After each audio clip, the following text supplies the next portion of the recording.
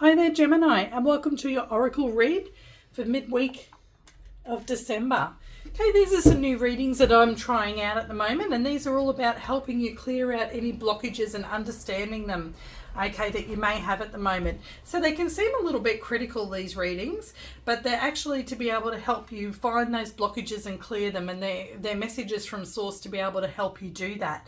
Okay, so if you do find halfway through and you think, oh, this is a little bit harsh, just know that it's the universe's way of just letting you know what you need, what it wants you to focus on, what houses it wants you to focus on in your life this week, and it wants to point out particular energy and issues regarding it and then give you some advice. Okay, so let's have a look and see. We're going to choose 4 house cards here that the universe wants you to focus on over the next week.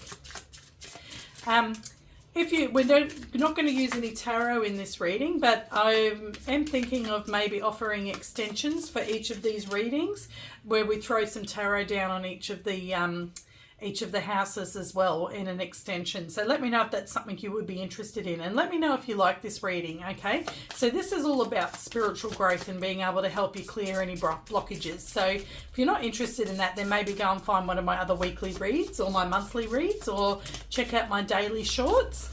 Okay, but this one is about looking at ourselves critically and figuring out what it is that we need to work on about ourselves. Okay, what's the first house here that the source wants you to work on?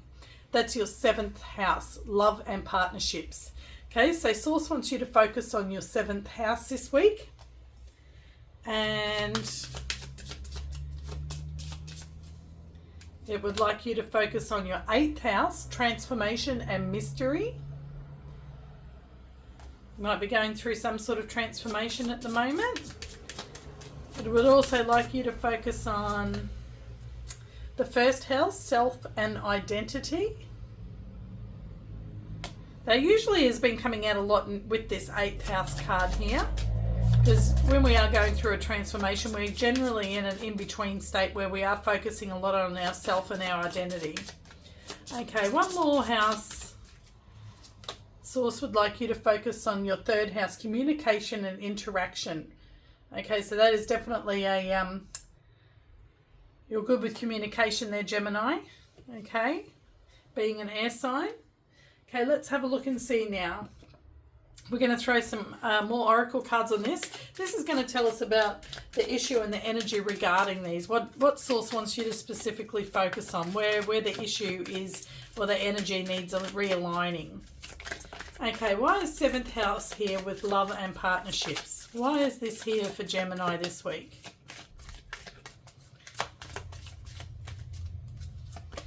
And we have soulmate. Okay, so maybe this is regarding a soulmate this week. Okay, love and partnership. It's asking you to take a closer look at this. Are you with your soulmate? And if you are, then how is your partnership? What's going on between the two of you? Okay, maybe if you're single, you might be coming in this week and meeting somebody, and they're wanting you to consider that this person may be your soulmate. Or is this person your soulmate? If you don't think it's a possibility they are, then why are you wasting time on them? Okay, it could be either of those things. Now, soulmates don't necessarily have to be a romantic partner either. We can have a soulmate who is a family member or who is a best friend. Okay, let's see. Why is the 8th house here? Transformation and mystery. What's this transformation you're going through, or what's this mystery about here? Why is the 8th house here? The energy and issue regarding it is trickery. Okay, so that's like the 7 of Swords in tarot. So you may be facing some sort of trickery this week, and it's a bit of a mystery to you. You can't quite see things clearly. When we go through transformations, things are not clear to us. So many times the confusion card has come out under transformation and mystery this week. Now we have trickery here. So the universe is maybe telling you something to just watch out for there. If I don't think it would be you, but you could be possibly maybe trying to pull one over somebody. I doubt that though. But we do have high vibrational Gemini and we have low vibrational Gemini, just like in every other star sign. We have some who are awake some who are high vibrational, Capricorns and Aries, you know, all of us, we can have high vibrational beings in each star sign, but we can also have those who are still on low vibrational frequency of each star sign, okay? Now, this could also be telling you about somebody else in your life that may have to do with this transformation, who is a bit of a mystery to you, and you may feel that there's some trickery involved. Maybe this person may be trying to trick you in some way. Okay, we'll find out more when we get some more advice from the universe with our Enchanted Forest Oracle. Why is the first house here with self and identity? Why is the first house here with self and identity for you? What's the issue, the energy surrounding it? And we have growth. Yes, so that's you going through that transformation at the moment. You're having growth at the moment. Okay there, Gemini? So you're growing yourself, and your identity is growing at the moment. You may be having some sort of, well, you're having a transformation which leads to growth. Okay. Why is the third house here? But maybe you just got to watch out for this growth to happen. You just need to watch out for whatever this trickery is, this mystery. There's something about it you can't quite see clearly and put your finger on. Okay.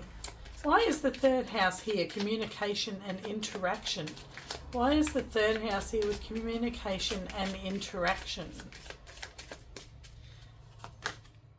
Discovery. Okay, so you might discover something this week through some sort of communication or interaction with somebody, and that may have to do with this trickery. Okay?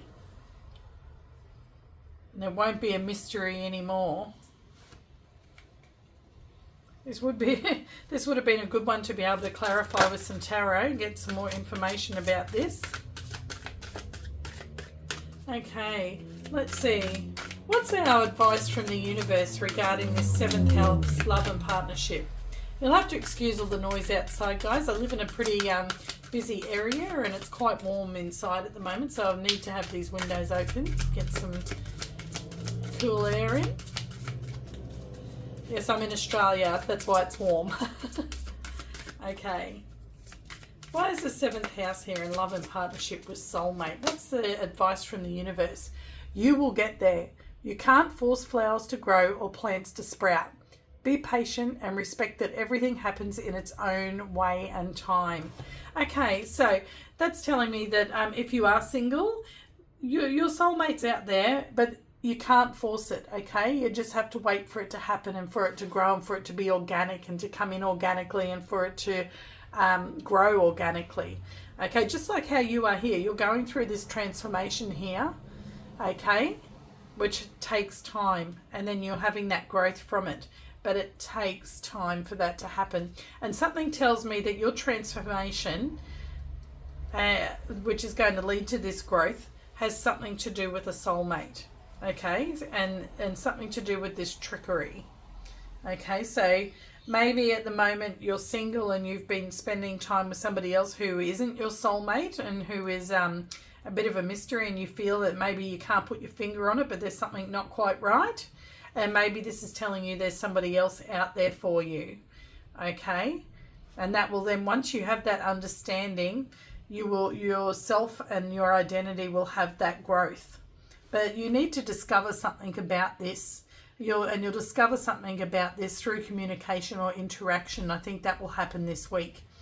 Okay, now communication, interaction. Look, this person's having a conversation with their guide or with their higher self or with source itself. Okay, so this might come to you in a dream. It might come to you in a meditation. So it might not necessarily be communication and interaction with a person here in the 3D. You will get there. You can't force flowers to grow or plants to sprout. Be patient and respect that everything happens in its own way and time. Divine timing. It's always at play. Don't we just love hearing that? Okay, let's find out more about this 8th house, transformation and mystery. Why is this here? What's this trickery all about? Advice from the universe, please. Let's see. And we have no problem. You're not meant to struggle and fight your way through. Drop the concerns of your ego and watch imaginary walls crumble away. You've already won. Okay, so maybe this trickery could be something that's going on also within your own mind. Okay, and it could be something that that you've been that your ego has been coming up with. Okay, sometimes we self-sabotage too. When something is really good is happening, sometimes we can self-sabotage because we're always waiting for that second shoe to drop, especially those who've had traumatic things happen in their life. And who hasn't? Everybody's got baggage of some kind. We've all had traumatic things happen, and that's why we're all on a spiritual journey, to be able to heal from that and overcome that and grow and transform. Okay, so but also it does say here that you're not meant to struggle and fight your way through. So if it's not you and it is an outside source, and maybe if you are with somebody who you think is your soulmate, if it is hard and it's a struggle and a fight all the time and things don't just flow, then that's telling you something there. Maybe that person is not your soulmate and it's not who you think it is. Okay, you can't force flowers to grow or plants to sprout. So if they're not your soulmate, you can't force and make a round peg fit in a square hole. Okay, so that'll be different for everybody out there. You're not meant to struggle and fight your way through. Drop the concerns of your ego and watch imaginary walls crumble away. You've already won. Okay, so sometimes too our ego wants things to be a certain way, and we want certain things or people in our life that we think look good on paper. Doesn't necessarily mean that that's what's right for us. So each of you will know how that affects you and which one of those scenarios works in with you, because it'll be different for all of you. You are a large collective out there, Gemini. Let's see what's going on with the first house with self and identity. What's going on with the first house here? What's the advice? What's the advice from Source? What's the advice? The pause is the shift. Okay, so that's talking about the transformation there. When we're transforming, when that butterfly is in its cocoon and it's liquefying to be able to then be transformed into something else, it is in a pause mode. Okay? And that's what happens to us when we're transforming. When we're going through something like that, we're in the in-between. Okay, the new beginning hasn't happened yet, but the ending also hasn't happened. We're in the middle between the two. The pause is the shift. Your past is now behind you. All your desire is right in front of you. Pause to reconnect with your power and follow the pull of your destiny. Okay, so go with your instinct. Go with what your instinct tells you. Don't go with what your ego tells you. Go with what your instinct tells you. And when you do, you will have this growth. Okay? And you'll be stronger and more powerful within yourself, with yourself and your identity. Okay, let's have a look and see, discover. What is it that you're going to discover? Is it something you're going to discover about yourself? Is it something you're going to discover about somebody else? What's this discovery about? It'll be different for all of you. For some of you, it will be a discovery about yourself and your own ego.